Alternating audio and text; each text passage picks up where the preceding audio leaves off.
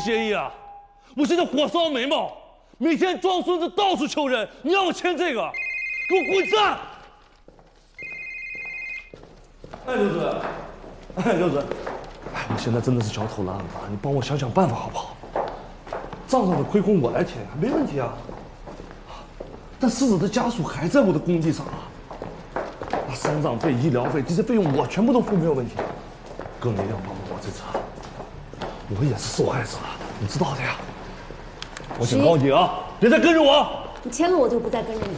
你死了这条心吧！徐一，徐一，徐一，徐一。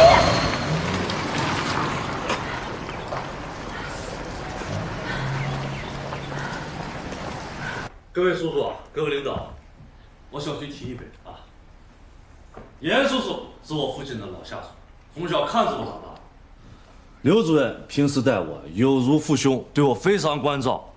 今天我小徐出了点事情，但是没想到啊，各位领导、各位叔叔还能来坐在这里，真的是给足了面子啊！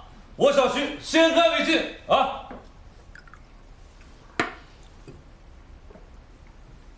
哎，不要着急嘛，这个忙我们未必帮得上你的。是啊，出了这么大的事，压是压不住的。徐爷，当初我把这个工程交给你，是对你寄予了厚望的，没想到惹了一身骚，我怎么向上面交代呢？李主任，别生气，别生气啊！您说的对，您说的都有道理啊，是我小徐监管不力。这个工程我转包了给了那家公司，但是我没想到他们偷工减料啊，还擅自修改了图纸，这种磨折页的事情我做不出来的。本来就有问题呀，知不知道，徐啊？哎，我前2天到市里去开会，市里已经成立了专案组，马上就要派人下来了。上面要派人来的，可不是嘛？徐呀，你这回你是要害死我了的！小气，小气！哎，叔叔，帮忙！我怎么没有帮你啊？啊，这一圈子人都是我请来帮你忙的，你现在把我们都给拖下水了呀！所以交问题还说什么人话？到时候别怪我们不给面子。对，还钱！钱可以解决问题的。如果钱还上，这个费用上来的。没有客人，你怎么不能进去？对吧？我们这里面有客人，你这……我是徐一的老婆，我先敬各位领导一杯。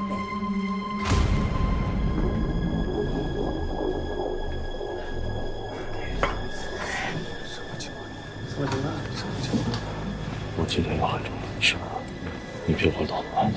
不都是你自己的人吗？那就没什么不可以讲的。徐毅他长期家暴，我们离婚离了2年都离不了。再这么弄下去，我要被他打死了。既然大家今天是来解决问题的，就请各位领导帮我把这个事也解决了吧。我跟徐毅还有很多不能说的秘密，我把它说出来给大家解解闷。大家想不想听啊？不好意思啊，不好意思，家事啊，你们吃。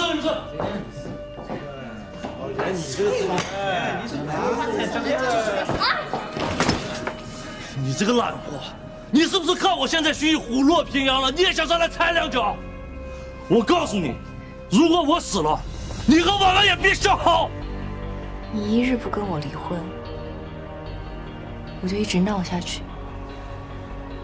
我怕什么呀？我已经活成这副样子了，地狱不过如此。你给我滚！你给我滚！我不滚，有本事你把我弄死，我就在这儿等着你，等着你签协议，等着他们出来还要听我们之间的故事呢。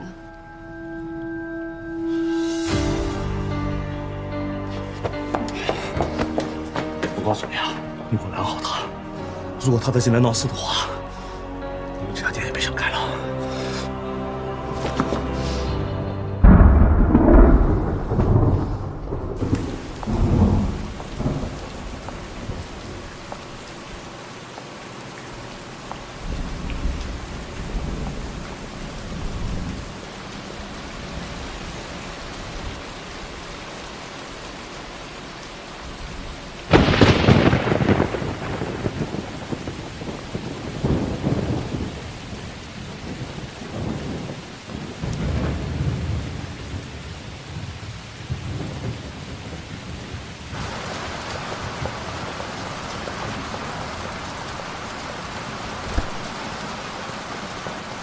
俩人都不靠谱。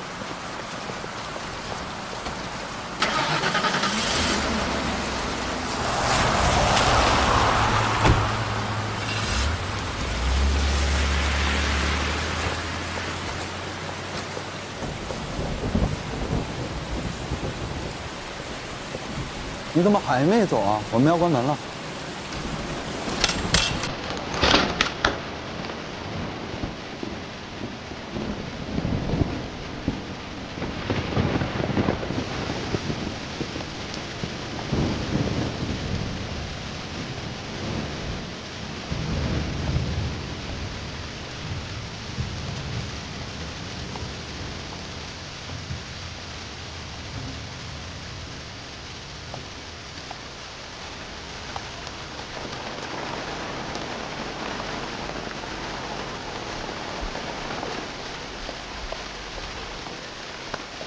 你连一碗雨伞都不能接受吗？我早就跟你说过，我的事跟你没关系。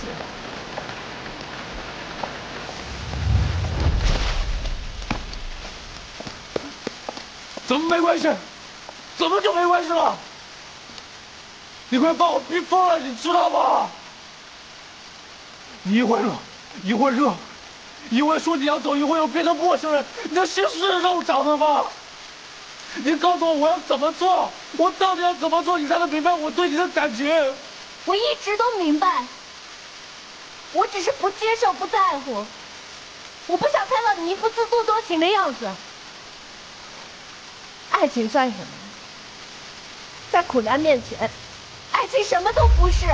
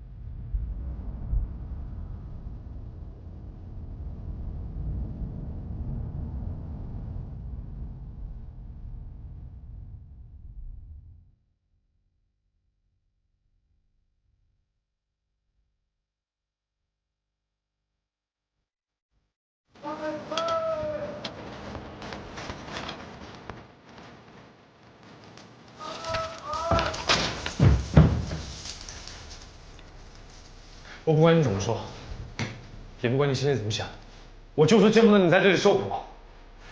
你可以不接受我，你甚至可以把我当做一个自作多情的傻子，但是我就是要带你离开这里，离开清水镇。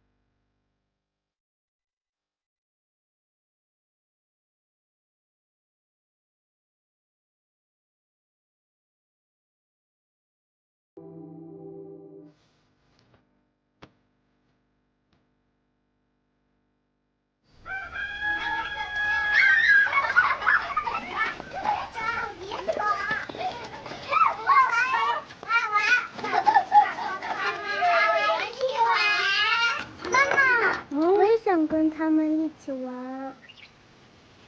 那好吧，那你跟他们玩一会儿，妈妈去帮你热药，不许跑远啊。你手背，手背，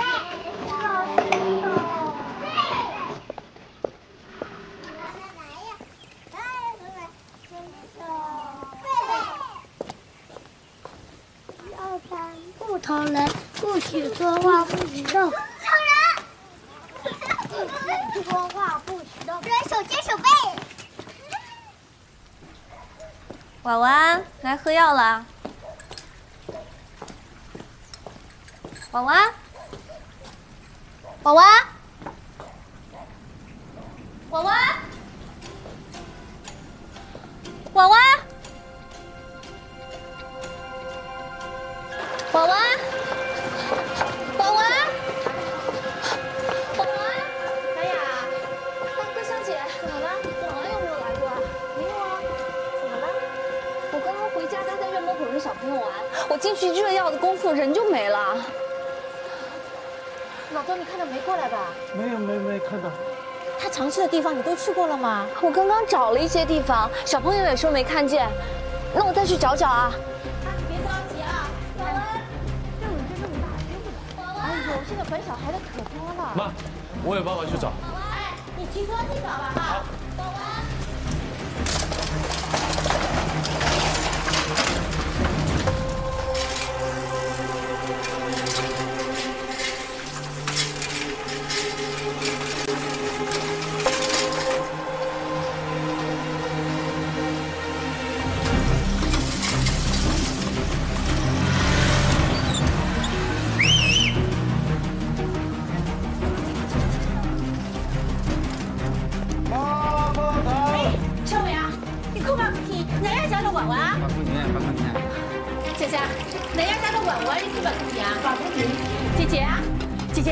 你快把红姐，人家家那个婉婉，然后眼睛大大的。王红姐，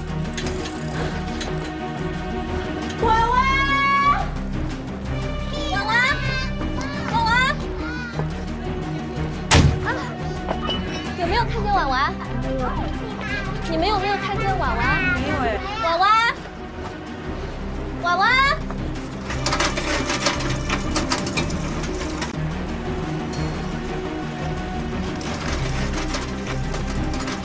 跟他找。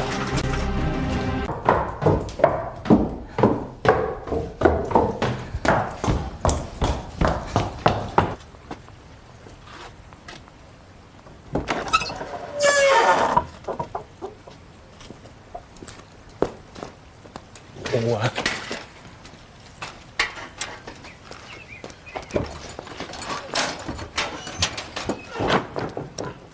我给你买了包子，还有白粥。你先吃点吧，再说吧。不吃了，我要去医院看。不是，你要等到你整天得吃点东西啊。先吃个包子。我不需要你这些幼稚不疼不痒的关心，我现在就是要见到婉婉，我再见不到我就要疯了。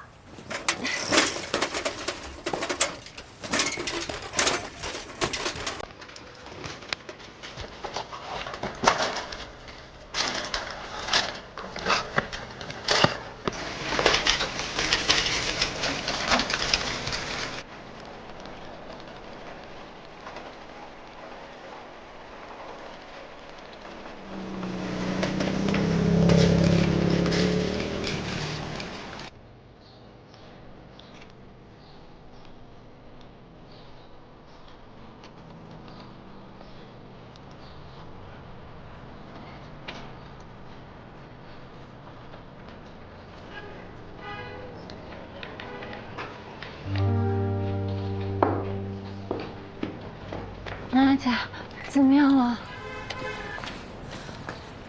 找到婉婉了吗？医生说了，现在已经过了治疗时限了。也许他带婉婉去别的医院治疗了。你们先回去吧，我去趟律师事务所。文件我倒是已经给你准备好了，你现在只能起诉他，但是法院受理的话还要等上一段时间。徐毅啊，很明显是咨询了很有经验的律师，才会出这么一招。你什么意思啊？他很可能会长时间的把孩子给藏起来。现在有个不成文的规定，孩子跟谁在一起的时间长，最后法院就会把孩子判给谁。之前你住在夫妻共有的屋子里，你也没有不让徐艺看孩子，所以啊，算不上你独自抚养。但是现在情况不一样了。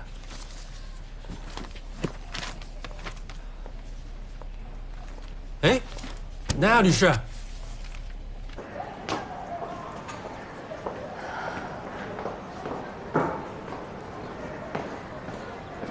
周乐，下来了。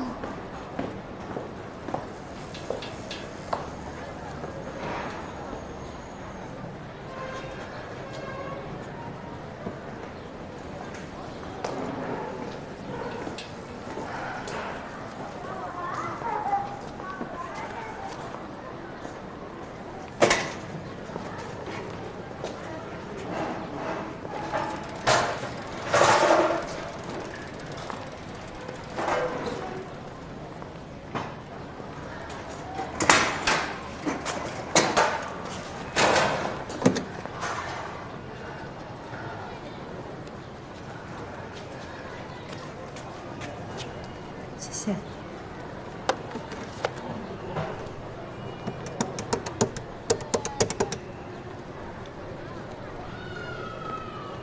喂，喂，陈琳，陈琳，你听我说，我求求你了，陈琳，你今天转告徐艺，必须要带婉婉去看病。你跟他说我不跟他争了，我什么都不要，只要他带孩子去医院。我要上班，没空听你说这些。陈琳，婉婉，婉婉，陈琳，你把电话给婉婉，陈琳。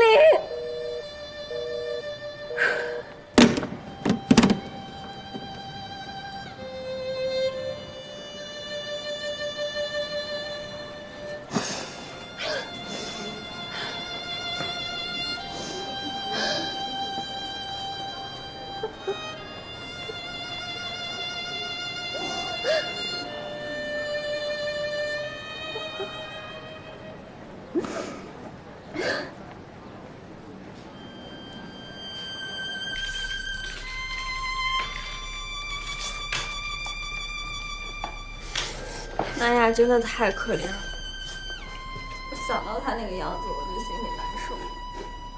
我以后一定不能了，还是要考大学。我听说他以前在清水一中的时候，学习成绩可好。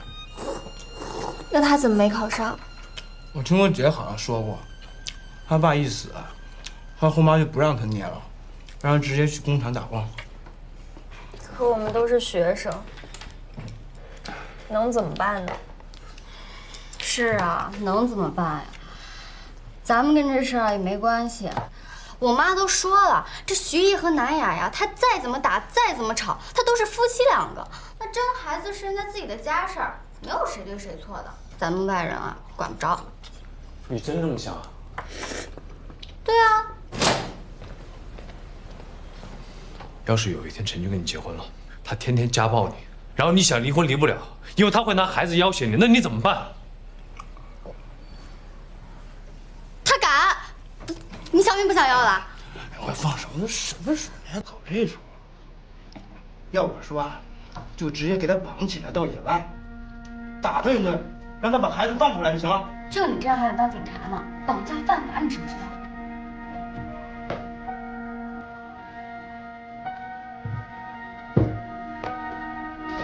陈琳，咱们大人的事儿不要牵扯到孩子，行吗？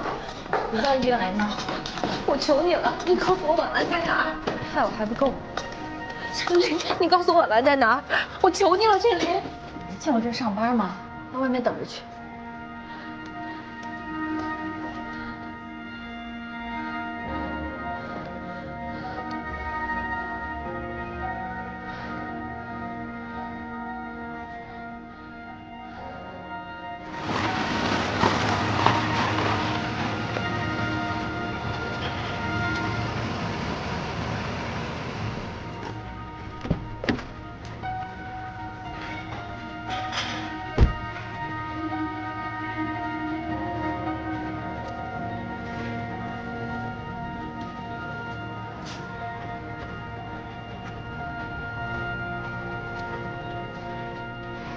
谁？婉婉呢？婉婉，婉婉。徐艺，你把它藏在哪儿了？我说了，你跟我斗，我完了，我完了。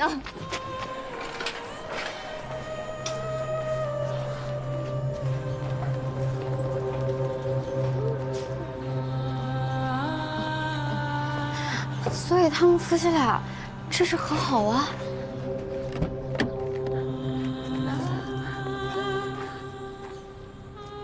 我们也别跟徐艺了，这南雅也太傻了。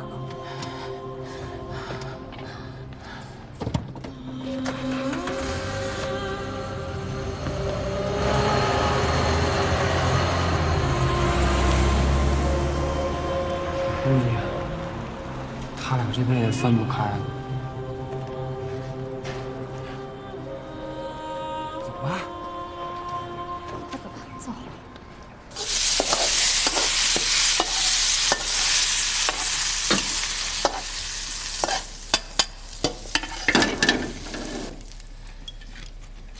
听说兰雅跟徐艺低了头，晚晚回家了。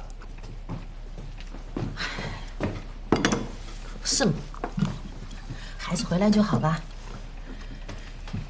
你们不知道当妈那种心情，见不到孩子，要命一样。为了孩子受点委屈算什么呀？哼！所以我说，兰雅想要跟徐艺离婚，没那么容易啊。这种生意人啊，手段多得很。再加上孩子生这么重的病，花销这么大，想要逃脱他的手掌心啊，哪那么容易啊？除非啊，徐死掉了。想说什么？那可能还简单一点。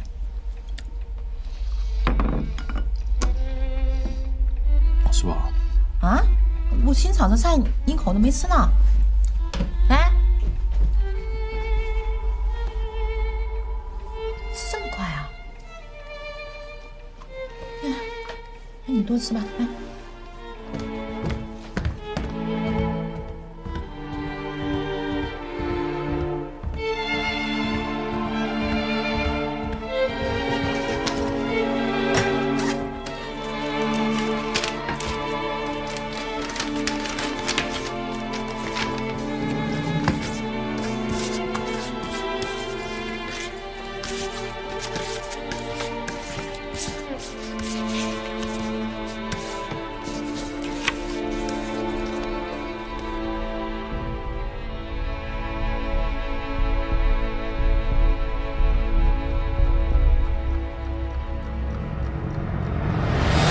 怎么样？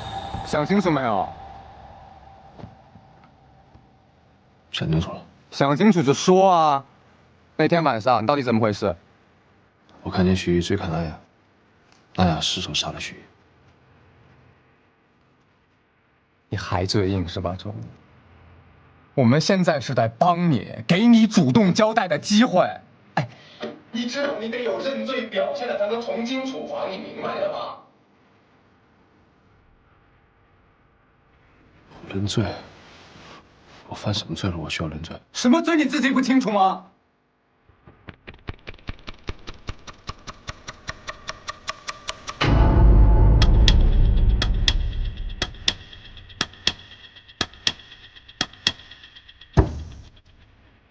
看看照片，好吧？徐艺和刘长水见面的照片是你拍的吧？不是。不是你还有谁？哎，充运店老板已经指认你了，张经理他们也承认了，你为什么还要嘴硬啊？你不就是心里有鬼吗？哪个充运店老板？他亲口说的吗？什么时间？你们有单据吗？你为了隐藏身份，当然不会用真名。那我用的谁的名字呢？错，名字有假，你的长相总不可能作假吧？那你们要非这么说的话，我百口莫辩。我只能说照片不是我拍的，而且我拍他们照片对我来说有什么好处？那徐艺如果坐牢了，你不就可以跟南雅在一起了？周洛，你同情南雅没有错，但是你把路走偏了，你知道吗？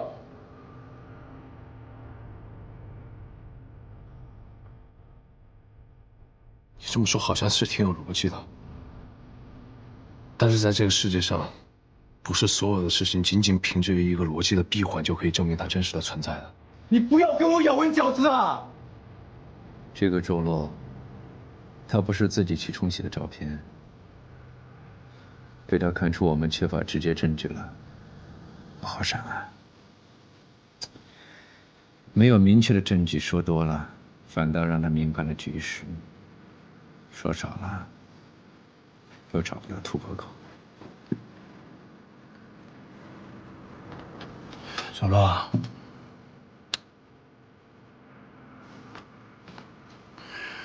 兰雅跟你说过她和弗利凡之前的事吧？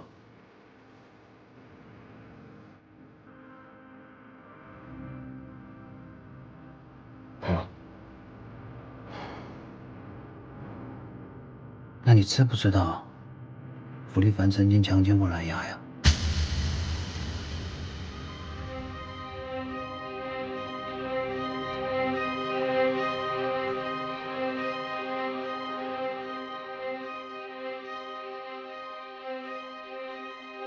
所以呀，徐毅不是一开始就是一个坏人呐。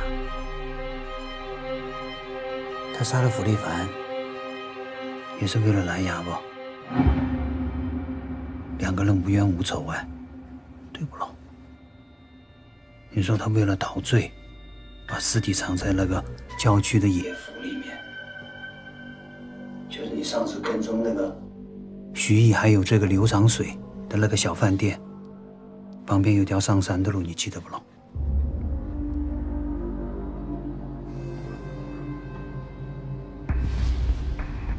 是他，是他！老陈的审讯真是有一套。看来这个周洛很有可能恐吓过徐毅。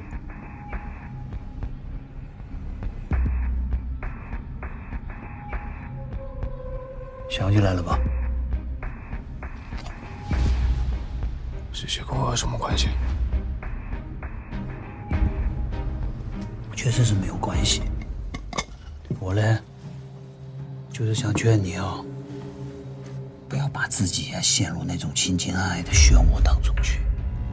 徐以前做这些，你能说他白兰雅不？ Profile from a sample that's 10 thousands times smaller. 这个人员。 哎，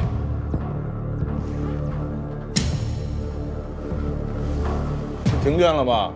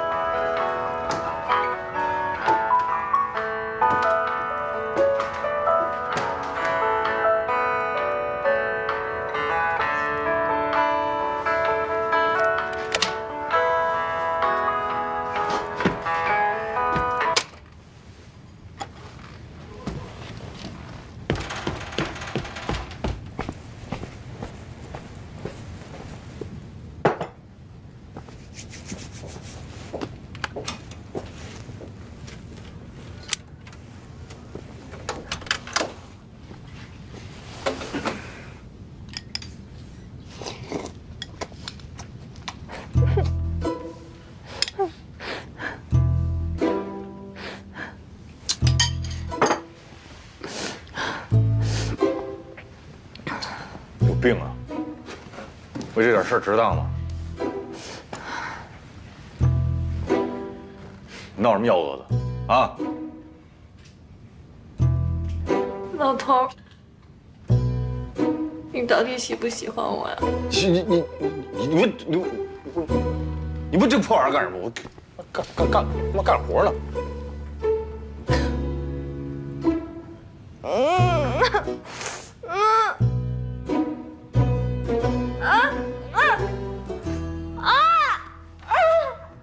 轻点，轻点。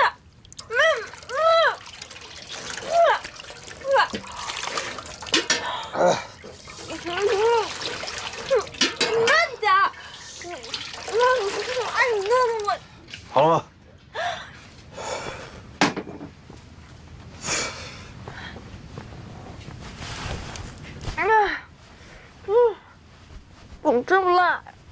清凉油抹眼睛，亏你想得出来。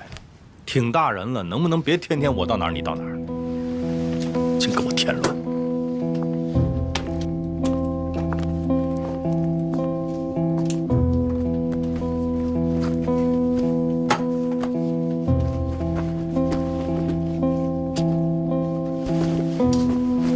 我今天过生日。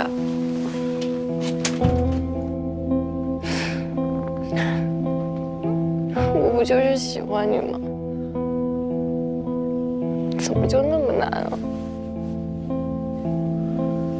你赶紧找一个你合适的人，你赶紧嫁了，我觉得挺好的，别在这我耽误功夫，啊！你好好的呢，咱俩还能当哥们儿处着，你就这么闹，咱俩这辈子只能老死不相往来。那就老死不相往来。老头，你是不是嫌弃我？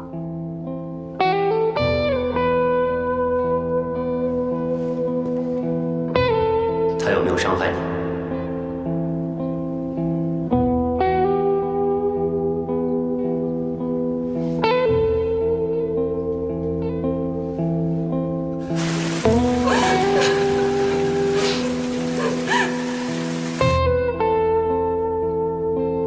没有。你确定吗？我确定。没有。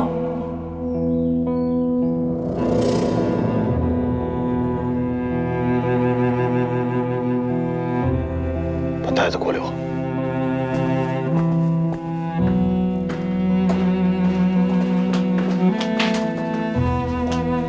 梅国平，我再也不理你了，我说的是真的。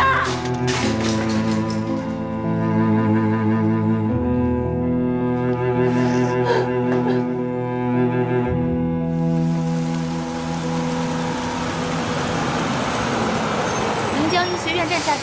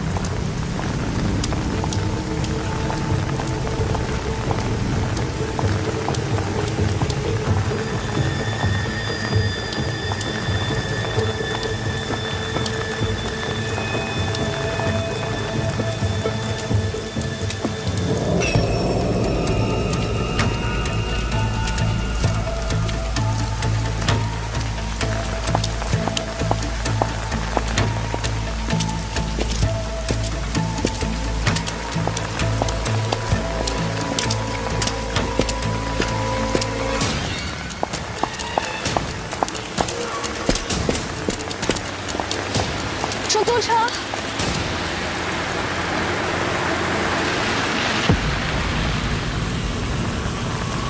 坐车吗？不用了，谢谢。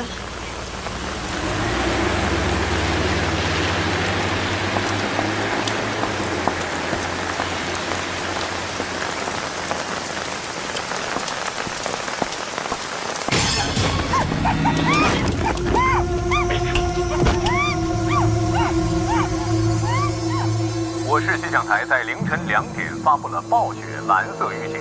今天6时，我市迎来了近10年来最大的降雪。到明天14时，宁江市将持续雨夹雪。降雪带来的降温和冰冻天气可能会影响您的出行，希望市民合理安排出行。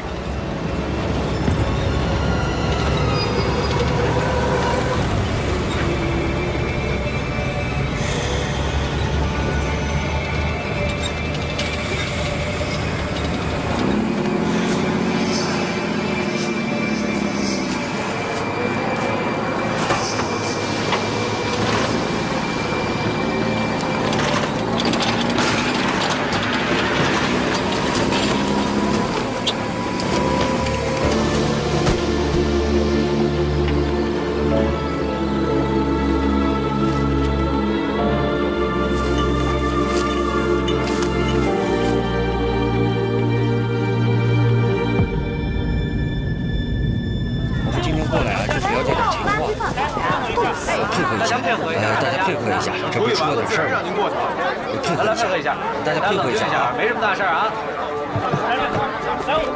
卫队，你可来了，怎么了？出大事了，不然不可能惊动你们。来，让一下。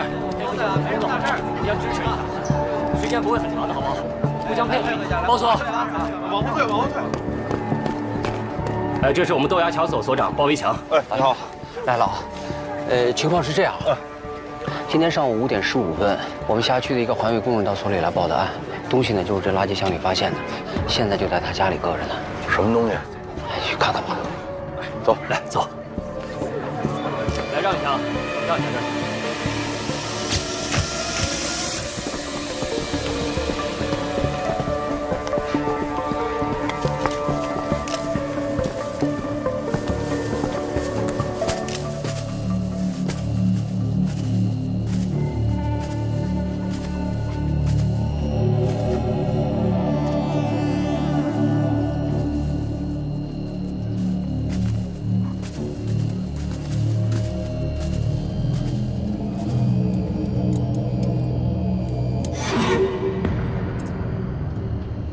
这什么肉？疑似部分人体组织。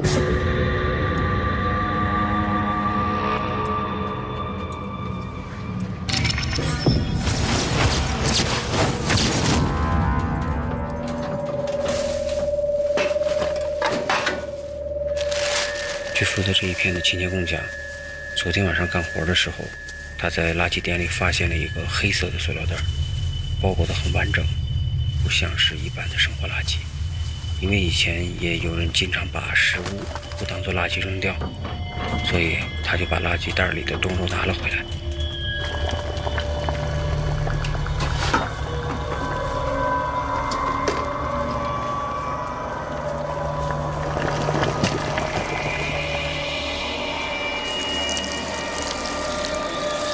回到家里，他烧了水，打算给肉解冻，结果就发现了人的牙齿。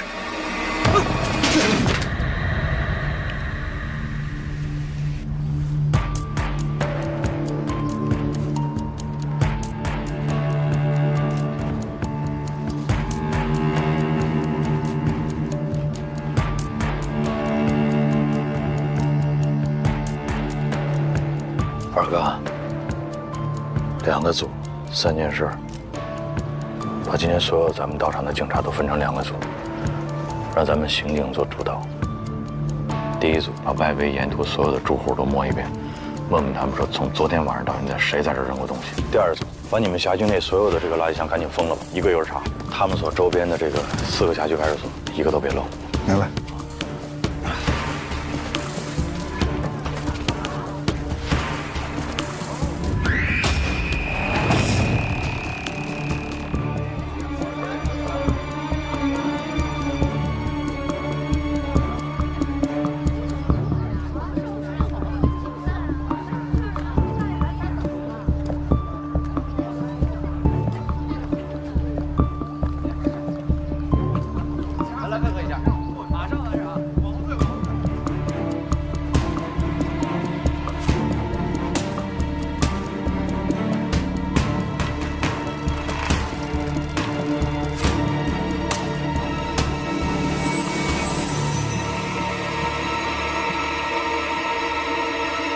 卫队，又冒了。哪儿？4坡路。3队上车。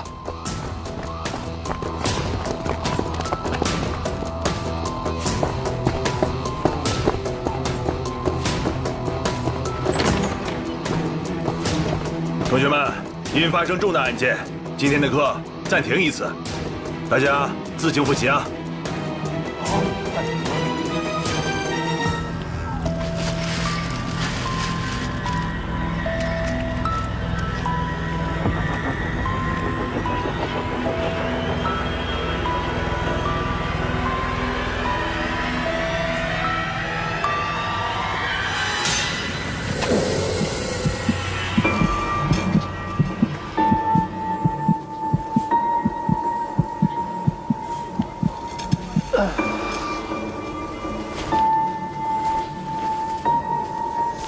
陈勇，去那边看看，了解情况。好，你跟我走。大姐，麻烦问一下，那段垃圾什么时候清的？我们一般是早晚各清理一次。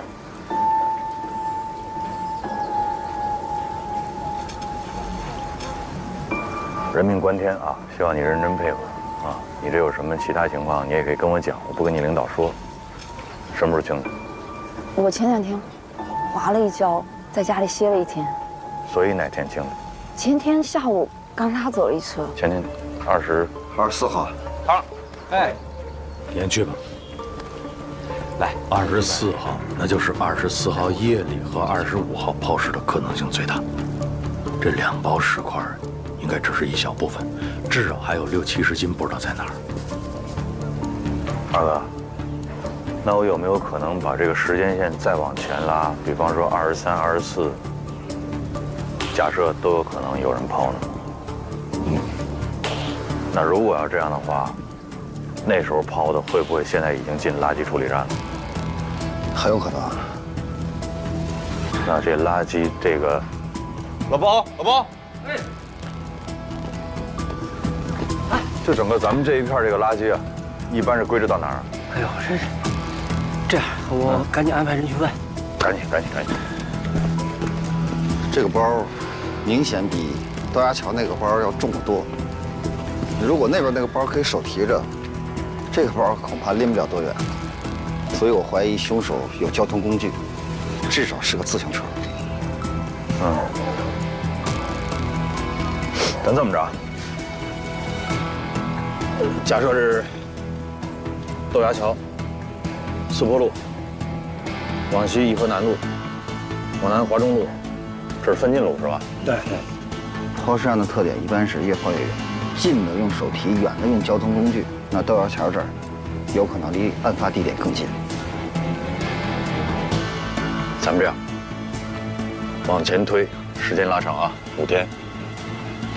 你们去打听所有刚才我提到这些路段的夜巡民警，值班的时候谁看见推自行车的可疑的人，尤其是后座或者踏板上有包的，明白吗？3。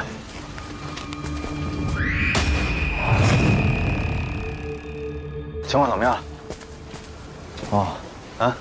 结合刚才豆芽桥的，基本上是可以确定是人体组织，但是具体情况呢，要回化验室才能确认。你回化验室那是肯定的啊。你现在就是说，在假定的情况之下，你能给我什么？你估计大概时间紧迫。根据牙齿的情况，可以判断是个年轻人。有多年轻？15到35岁之间。有点太快，你给我收点。不是，它这里面是有一个生理差异化的问题，我们需要考虑。收。根据我的经验判断，20到25的概率最大。性别？这个是真不知道，我们现在掌握的证物太少了。好，明白。谁让你来的？水库看好了？对。目前什么情况？今天早上，你讲。是，碎尸案，目前只发现了豆芽桥和这儿的2包，剩下的都没有找到。附近4个派出所，除了留下几十个人挨家挨户排查，剩下都撒出去翻垃圾箱了。这样啊，现在这个案子呢，就由你来指挥。是。你怎么的？还想继续看水库吗？3队同志呢？3队了，来了，过来。3队的同志，1人进1个队，带领其他同志熟悉一下情况。别愣着了，行动！是。咱们新队员。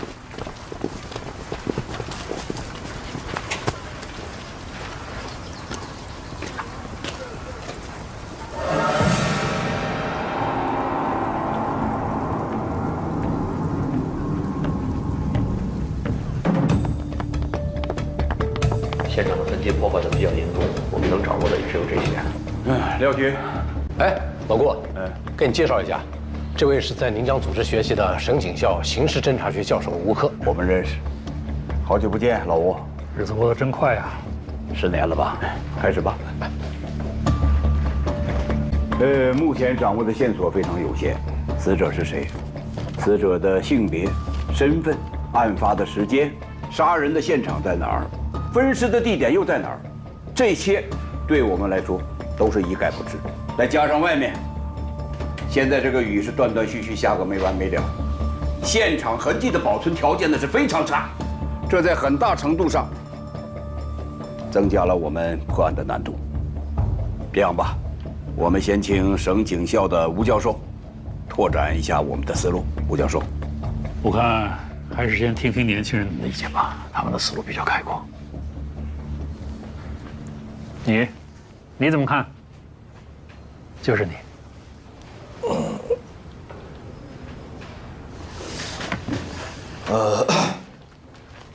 命案第一步应该先确定死者身份信息。那我们这是碎尸，比较麻烦，只找到了很少一部分尸块，所以我们现在应该找到剩余的大部分尸块，拼接一下。另外，同时呢，全市拉网，看看最近失踪人口情况，逐一核实比对，找到死者身份信息，再找他的社会关系，从内往外，核心到外延，这样的话应该离这个凶犯就不远了。还有什么补充的吗？细节肯定还会有很多啊，但是大方向跑不了。果然是办案经验丰富的老刑警，难怪你不用上我的课。这个案子的非常之处就在于，受害人不仅被分尸，而且尸体经过了高温蒸煮。以我们现在的技术条件，哪怕是我们在最短时间内找到了所有的尸块，也很难在短时间内迅速的比对出我们需要的受害者身份信息。那吴教授，您的意思？改变传统的由内向外的方法，用由外向内寻找尸源，当然是要继续做。可是现在不是工作的重点，重点应该是在宁江的周围布上一张大网。您是说要设卡是吗？对，不是。设卡的前提是我们应该先知道嫌疑人是谁，对不对？你现在鱼都不知道是谁，你就结这个网，你往哪儿撒？能不能先把嘴闭一下，听听吴教授怎么说？哎，他说的也对啊。单是设卡的话，那真是像大海捞针。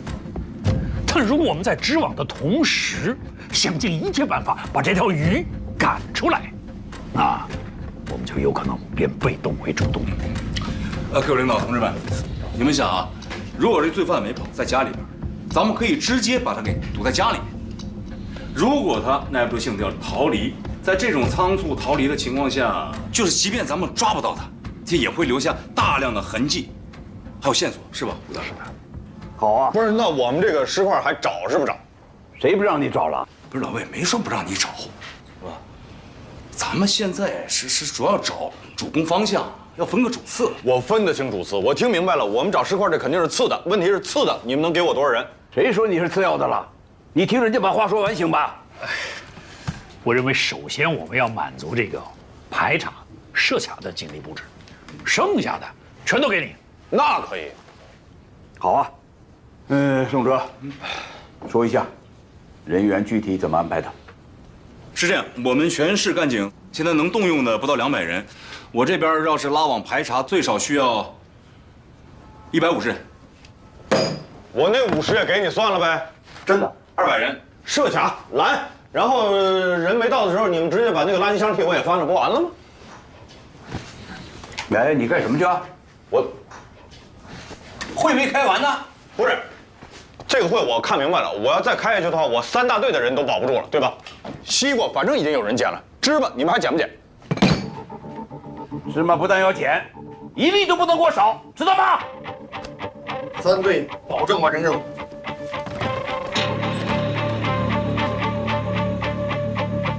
哎，干什么呢你？人家毕竟是省里来的专家。是啊，宋哲在就够了，我们不做别的工作吗？怎么样？各居民点垃圾箱都没有发现新的情况。咱不管他那个，我们干我们的，找尸块还是第一要务。所以垃圾中转站必须得找，再不找来不及了。几位领导，我问一下啊，因为每天离开咱们泥江的人比较多，我们怎么才能迅速判断出谁是凶手呢？这种程度的分尸，其实是很难办到的。因此，我们怀疑这个凶犯他应该具备有相当的外科手术能力的人，或者是有宰杀牲畜的经验。他还需要独立的、可以操作的空间。找个人捎给我师傅。就说这是我补充发言。好，走。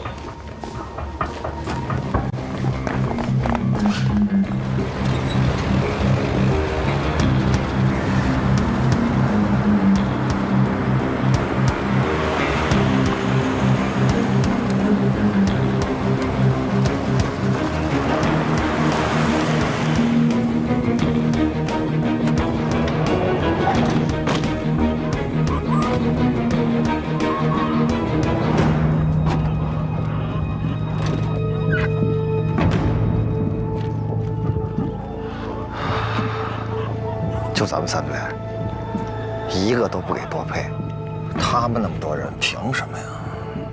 凭什么？人多也不一定就强，是吧，二哥？你别说150、200，你2000、2万个人给宋哲，他也不见得能逮着嫌疑人。有的时候，真理往往就是掌握在少数人手里，对吧？是对。走吧。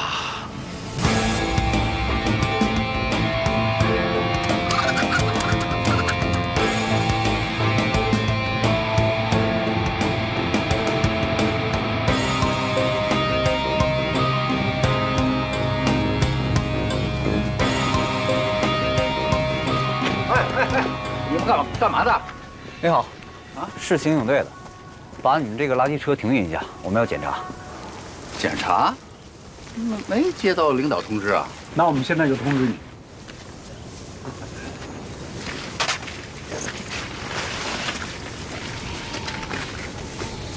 你们几位真的要搜这脸？是。确定吗？确定。真的？真的。这我得劝你们几句。哎，你就开门来。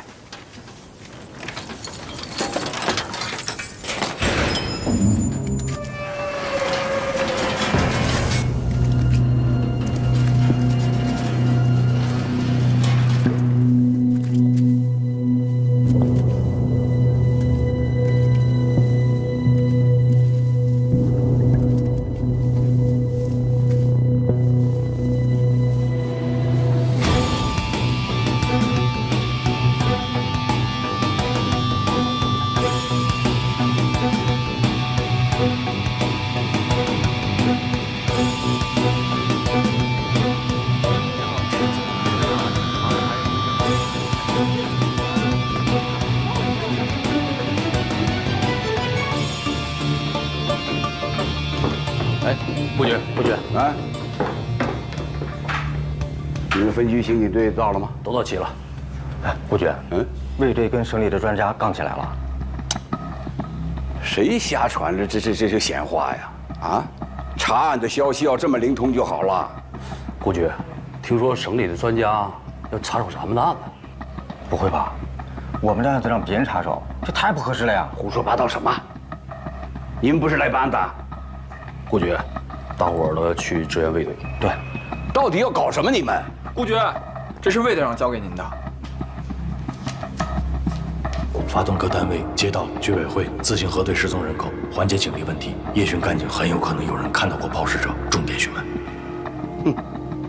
我强调一下啊，从现在开始，所有的行动要服从统一指挥。啊，是。哎，廖局，啊，老顾，有事吗？有点事跟你说。你说说这个魏国平啊，这前段时间我刚刚向上级汇报过干部考察的事儿，这混小子今儿就给我来这么一出。你说说，让上级领导怎么看待咱们选拔干部？难道就让他们看现在年轻人敢在专案组的会议上和领导叫板？哎，是，这种行为确实不应该鼓励。哎，对了，垃圾场那边有什么消息了吗？还没有。廖局，任何侦破工作，除了严谨缜密的刑侦手段，运气也是缺不了的。坐。就他那运气，完了啊！我走了。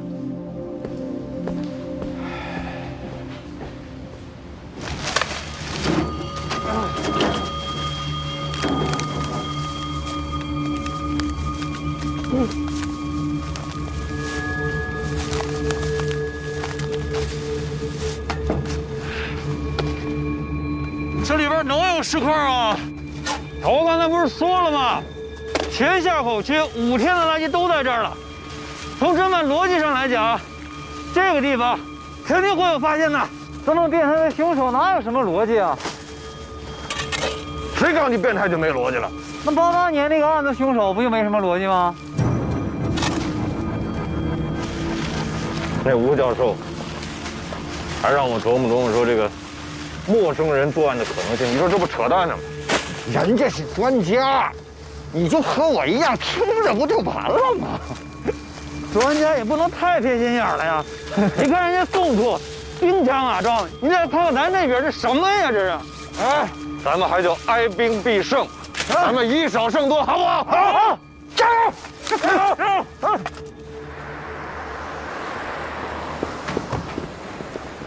哎，顾局，我正好要找您。现在这么一个情况啊，现在尸块啊没找全，有2种可能：一是他们已经抛完了，咱们没有找到；第2种呢是还没有抛完。如果是第2种情况的话，他就要急于的出手，我们可以引蛇出洞。引蛇出洞啊？那你是想瓮中捉鳖了？对，小子可以呀。哼，那就按照你自己的想法，大胆做就是了。不是，这是吴教授的建议。是咱们的案子，还是人家的案子？当然是咱们的。咱们的案子，你现在有没有自己的主张？有是有，但是我是觉得人家毕竟是专家呀，又是教授，听听人家的意见没什么坏处。优柔寡断、磨磨唧唧的，你自己又不是没有这个能力，是不是？记住喽，越是在关键的时刻，越要自信。在这点上，魏国兵就比你强，但是他是太过了，你是太软了，2个人都不到位。我告诉你，一个案子的主办人，在听取别人意见的同时，更要结合自己的调查，拓展自己的思路。关键的时候，要命的当口，果断的下判断，知道吗？是，干活。哎，瞧你这点出息！是。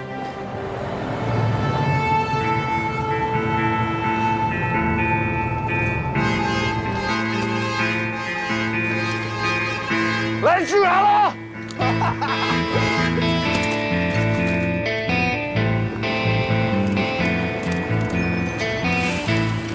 高云啊，高云，除了总厂保卫处的同志，还有1分厂、2分厂、3分厂。好家伙，这家底全折腾过来了，还是咱们工人有力量啊！保卫人民生命财产，怎么能少了我们呢？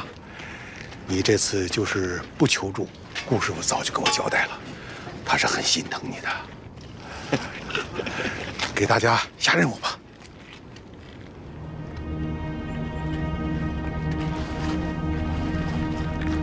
各位老少爷们们，现在我下面要说的话和我们一会儿要干的事儿，麻烦大家帮我们一概对外保密，啊，因为什么？近期发生了一起恶性案件，所以我们现在要请大家帮忙的是，进到这个垃圾堆里，帮我们寻找到人体组织。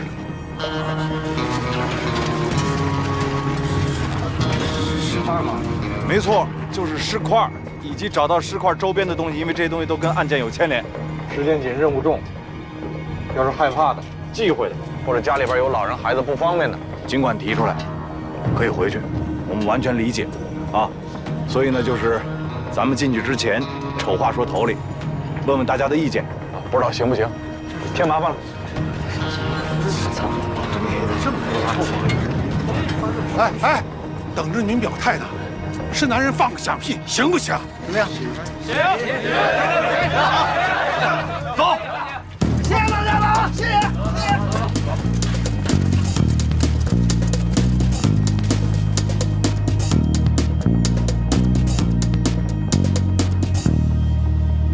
宋总，哎，新的讯问笔录啊，去吧。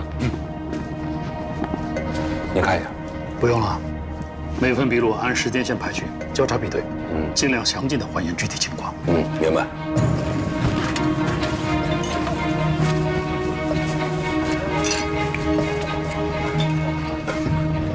你这查过的混在没查的里边，这也没地方。这么多人在这翻，都乱了套了。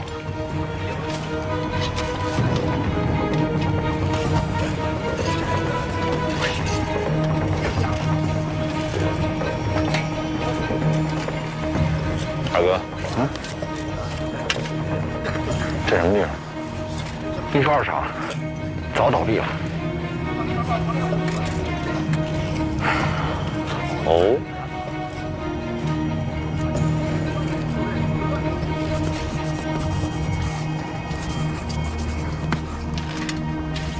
我们现在啊，查过的和没查过的垃圾已经快混到一块儿了，得想办法区分一下，好吧？好吧，师傅。嗯。站长，咱们这个垃圾的堆放是按照您跟我说的大概日期来的，是吧？都没错。师傅，你们人多，先把离现在最近的门口这个25、26号这部分清出来，好吧？彭勇，你带组人，在围墙西头开个口子，把已经检查过的往印刷厂大院里边排。然后是22号这一片，垃圾最多也最有可能有线索的，直接贴着它，从东面开个口子，扫完一部分就运出去一部分。等这2部分都清完了，地方也腾出来了，咱们再回头清23、24号这2堆。还是那句话，不光找石块，还要留意有身份信息的物品，好吧？好了，开走了。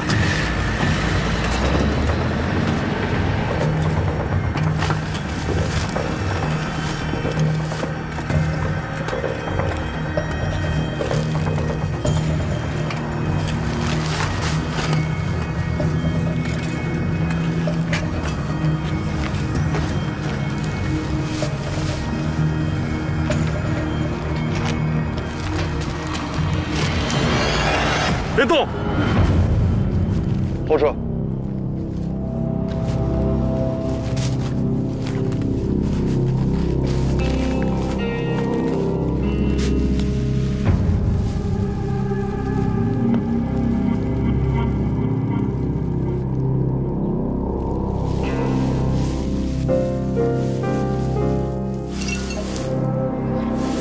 江东宁江市。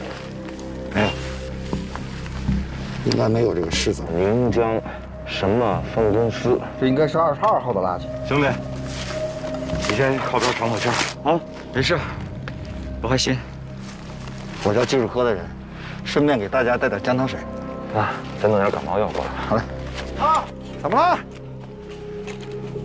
说，小红庙派出所来了个电话，说有维协群干警看见过可疑的助力车。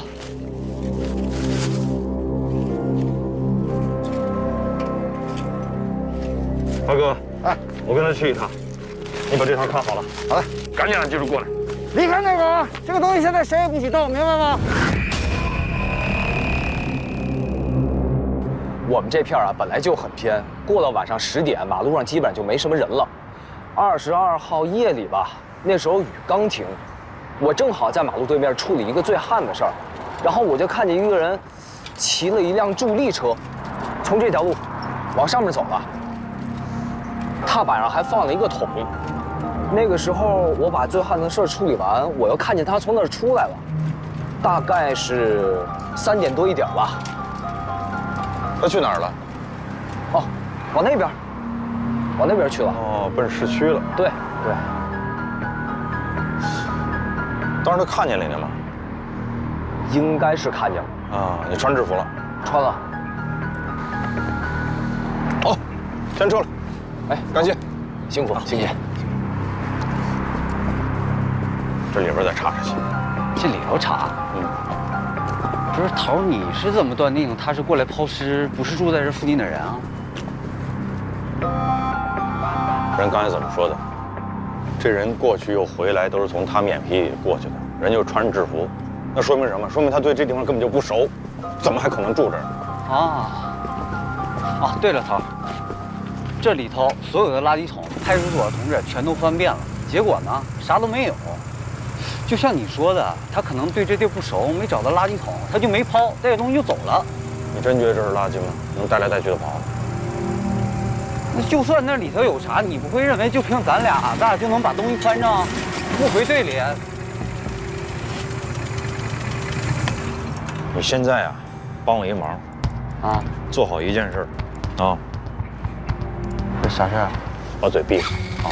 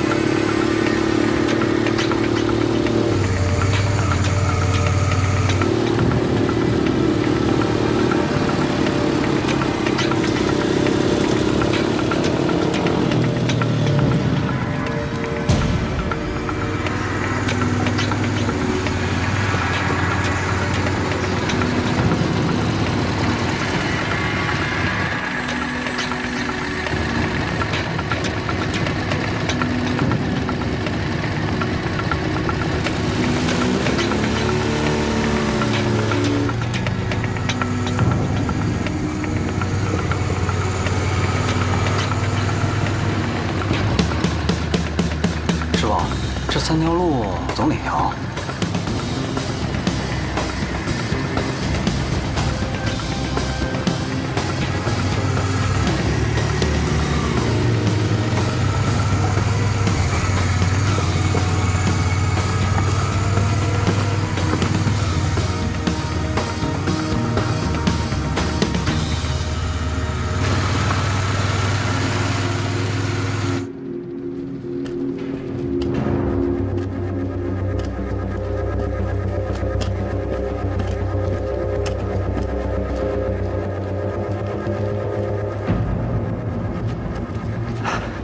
这店可太容易藏东西了，找都不好找，一点火什么都没了。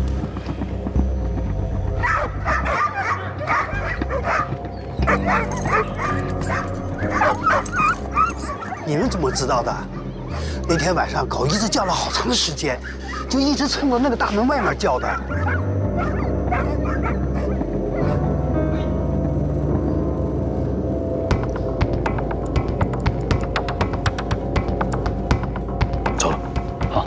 谢谢啊。